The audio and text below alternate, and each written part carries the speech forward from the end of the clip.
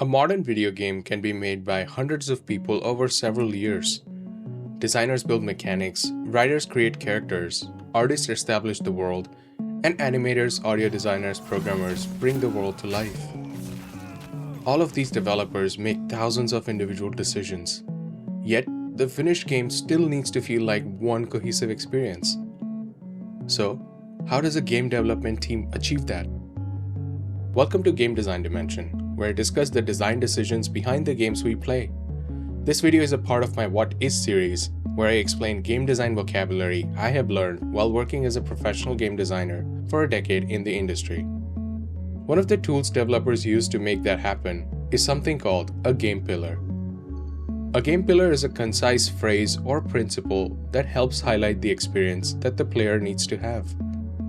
This phrase also helps developers decide what belongs in a game. Different studios may call them design pillars, gameplay pillars, creative pillars, or design tenets. A pillar might guide an entire game, a character, or a specific system. The scale changes, but its purpose kind of remains the same. Subnautica uses game-wide pillars that are built specifically around player emotions. Subnautica is a game that is all about underwater adventure and exploration. So among its pillars were the thrill of unknown and cascading hysteria. Thrill of the unknown explains why exploring deeper water feels exciting and frightening at the same time. You want to discover what is down there, but the darkness, the oxygen limits, and the unknown creatures keep you on the edge of your seat. Cascading hysteria describes how several manageable problems can suddenly combine into a single huge crisis. You drift too far from your vehicle, lose track of your oxygen, or attract a creature, and struggle to find the surface. The game does not need to script that story because its systems already author it naturally.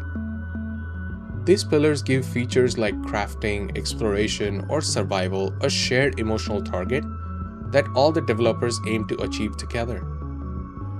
A pillar can also define the fantasy of controlling a particular character.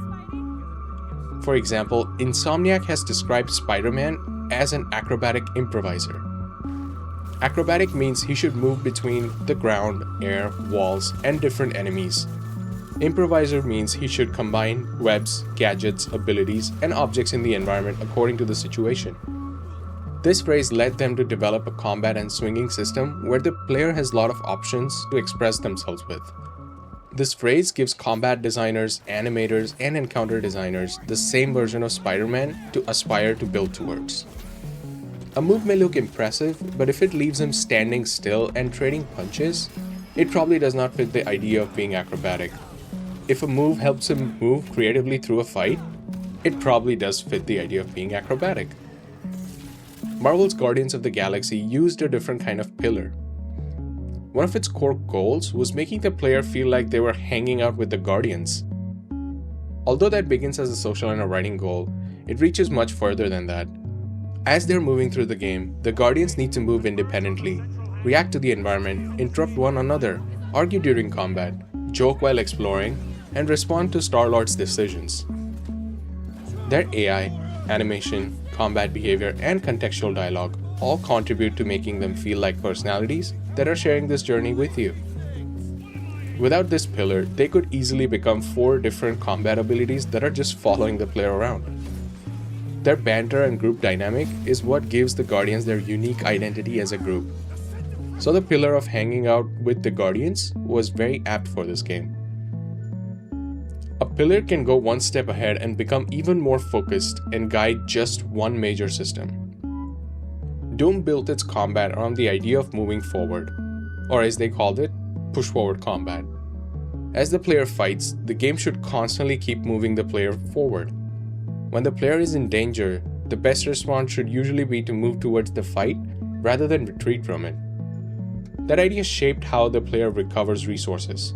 Glory kills provide health, the chainsaw provides ammunition, and staying mobile overall keeps the player alive. Every combat feature can then be judged against a simple question.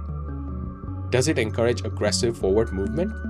Or does it make the player hide and wait? So, after learning all this, if you want to make a pillar for your own game, ask yourselves, what the player needs to feel, what is the core of your experience, how should the player behave, and what fantasy should the player embody. Then make the phrase specific enough to guide different developers towards compatible ideas.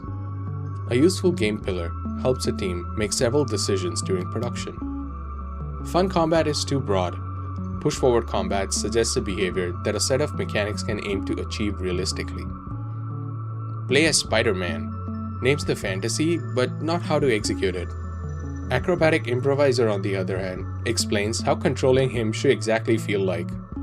Players may never see or come to know about these pillars, but they experience the result when mechanics, art, audio, characters, and gameplay all reinforce the same experience.